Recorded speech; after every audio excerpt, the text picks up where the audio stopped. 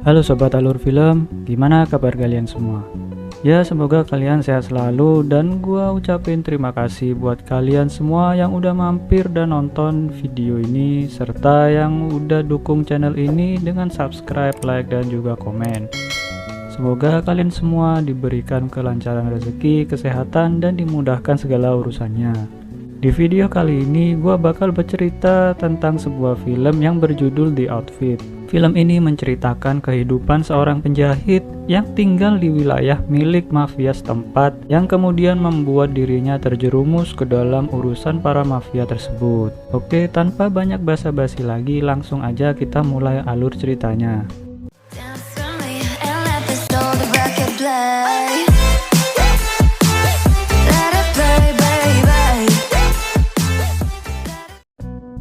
Cerita dimulai di tahun 1956. Ada seorang penjahit bernama Leonard Burling sedang memotong kain di tempat kerjanya. Tidak lama kemudian datang seorang wanita yang bernama Mabel Shawn. Ia bekerja sebagai asisten Leonard di tempat itu. Toko milik Leonard ini memiliki sebuah kotak surat di mana kotak surat itu merupakan tempat mafia keluarga Boyle menerima informasi dari informan mereka yang ada di berbagai tempat. Beberapa waktu kemudian, dua orang anggota mafia Boyle datang. Mereka bernama Richie Boyle yang merupakan anak dari bos mafia itu, dan satunya lagi bernama Francis yang merupakan tangan kanan dari bos mafia Boyle. Setelah melihat isi kotak surat itu, mereka meminta Leonard untuk meninggalkan ruangan karena mereka tidak mau ada kebocoran informasi. Leonard yang pergi ke ruangan resepsionis kemudian mengobrol dengan Mabel. Mabel kemudian menceritakan mimpinya kepada Leonard kalau dirinya ingin bisa pergi keliling dunia. Ketika di tengah percakapan, Richie dan Francis keluar dan meninggalkan tempat kerja Leonard. Ketika malam tiba, Leonard masih melanjutkan pekerjaannya, sedangkan Mabel sudah kembali ke rumahnya. Tidak lama kemudian, Leonard mendengar ada orang yang masuk ke tokonya. Ia mengintip keluar dan melihat ada Mabel bersama Richie yang masuk ke dalam toko. Leonard yang sedang mengintip tidak sengaja menjatuhkan cincin yang ia gunakan untuk menjahit. Richie dan Mabel yang mendengar suara itu kemudian memeriksa ke dalam. Namun Leonard berpura-pura tertidur di meja kerjanya. Setelah melihat hal itu, Richie dan Mabel mengambil kunci milik Mabel yang tertinggal, lalu mereka pergi. Di malam berikutnya, saat Leonard sedang melakukan pekerjaannya, Richie dan Francis datang.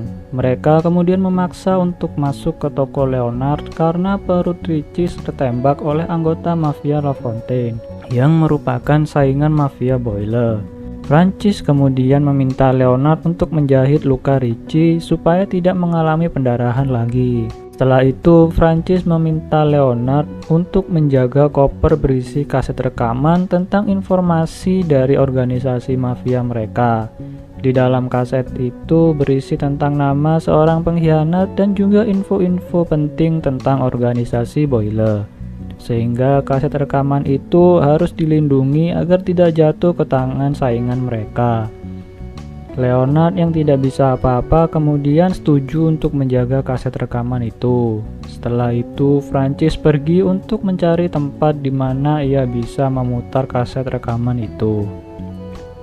Tidak lama kemudian, Richie terbangun dari pingsannya.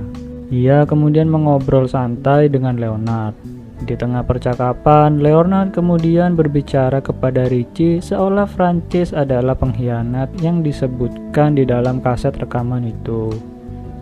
Ia menghasut Richie supaya Richie tidak percaya lagi kepada Francis. Pada dasarnya Richie sedikit membenci Francis karena Francis bukanlah anak kandung ayahnya, namun mendapat perlakuan seolah Francis adalah anak kandung dari ayahnya. Sehingga timbul rasa dengki di hati Richie. Ketika Francis kembali ke tempat Leonard, Leonard berkata kepada Francis sebelum Francis menemui Richie bahwasanya Richie mengutak-atik koper yang berisi kaset rekaman itu. Leonard di sini seperti sedang mengadu domba Richie dengan Francis, sehingga mereka kemudian mencurigai satu sama lain. Lucky, isn't it? All those bullets flying around, and a single one on you. Not it's skill. So where you been? I checked in with a hi-fi shop. I was just a favor. Why don't I go with you? No.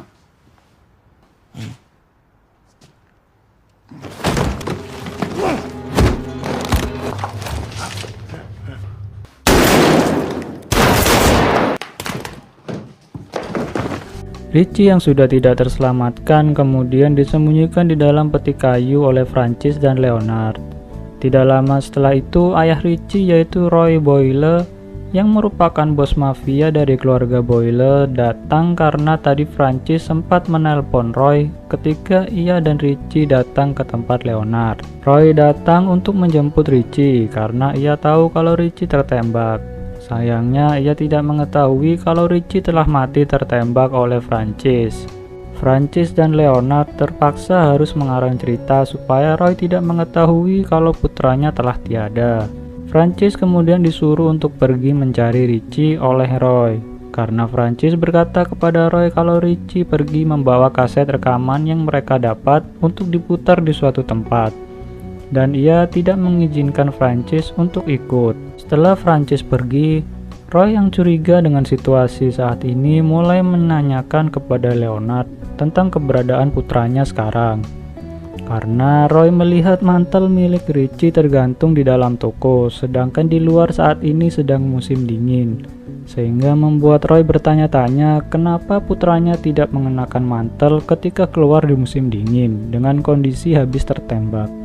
Leonard yang bingung dengan pertanyaan Roy kemudian hendak menceritakan kejadian yang sebenarnya. Sayangnya sebelum ia mengatakan kalau Richie ditembak mati oleh Francis, Mabel muncul disertai oleh Francis di belakangnya. Francis membawa Mabel bertujuan untuk menutupi kesalahannya. Ia berkata kalau Mabel merupakan kekasih Richie dan ada kemungkinan ia mengetahui keberadaan Richie. Mabel yang tidak mengetahui apapun kemudian dibawa ke ruangan belakang bertujuan untuk diinterogasi. Leonard yang sudah menganggap Mabel seperti putrinya sendiri tidak tega melihatnya, yang kemudian ia mencoba untuk pergi dari tokonya. Where you think you're going? Mr. Boyle, sir, Nobody's going anywhere until we find my boy. Roy yang tidak ingin ada orang yang keluar dari tempat itu menahan Leonard. Leonard kemudian menceritakan kisahnya kenapa ia sampai pindah ke tempat yang sekarang. Ia bercerita bahwa dirinya dulu pernah memiliki seorang putri yang pada suatu hari tempat tinggalnya terbakar dan sang putri beserta istrinya tidak terselamatkan, sehingga ia memandang Mabel layaknya putrinya sendiri. Di tengah percakapan, telepon toko Leonard berbunyi. Leonard yang mendapat izin dari Roy kemudian mengangkatnya. Leonard berkata kepada Roy kalau telepon tadi berasal dari Richie. Ia juga mengatakan kalau Richie sedang berada di wilayah musuh, yaitu wilayah milik La Fontaine. Ia mengatakan kalau Richie ingin segera dijemput. Mendengar hal itu, Roy kemudian bergegas untuk menuju ke tempat Richie sambil membawa pasukannya. Namun Francis yang mengetahui kalau Leonard berbohong meminta untuk tetap tinggal di tempat Leonard. Ia beralasan untuk mengawasi Leonard dan Mabel. Setelah Roy pergi, Francis bertanya kepada Leonard tentang identitas si penelpon tadi. Leonard mengatakan kalau itu adalah anggota mafia Roy yang melaporkan kalau Richie belum ditemukan. Setelah itu, Leonard menghasut Francis supaya ia mengkhianati Roy.